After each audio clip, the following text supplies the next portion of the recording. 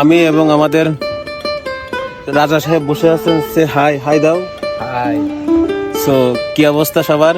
আর সুন্দর একটি মুহূর্তে আমরা বসে আছি। ভিডিওটি করার কারণ হলো আমি যে পুকুরের ভিডিওটি দিব এখন, এই পুকুর এক সময় কিন্তু খাল ছিল, ঠিক আছে? এই যে লোক, ওয়াও, পুকুরটিতে পানি বাড়ছে এবং পানি বাড়ার সাথে সাথে ছেলে পেলে এখন মজা করতেছে স্টিলের শীট দিয়ে নৌকা বানিয়ে। সো ওই দেখেন কত দূরে চলে যাবে। এটা হলো আমাদের আলোকদিয়া মোল্লাপাড়ার পুকুর। আগে একটি খাল ছিল, এটা এই পাশে দিয়ে নৌকা চলাচল করতো, অনেক দূরে চলে যাইতো, কিন্তু এখন বাড়ি হয়েছে ওপারে।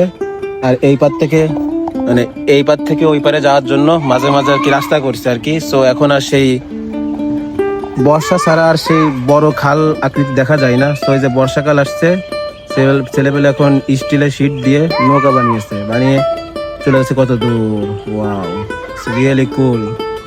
আর এটা হলো আমাদের প্রতীকী চিহ্ন, এই যে আপনার সাবু গাছ।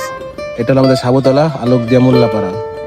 সো এখান থেকে ওরা চলে যাবে সোজা আপনার নৌকা নিয়ে একদম ওই সামনে চলে যাবে। কি সুন্দর দৃশ্য। ছোটবেলায় কিন্তু আমরাও এই পুকুরে অনেক গোসল করছি। তুমি কি বলো? তুমি কি এখনো করো না গোসল এখানে? গোসল করছো তুমি? আচ্ছা, ওয়াও। আর ওই যে আমাদের রিমনদের বাসা, সে খুব ভালো ছেলে, স্কুল প্যারেন্টস।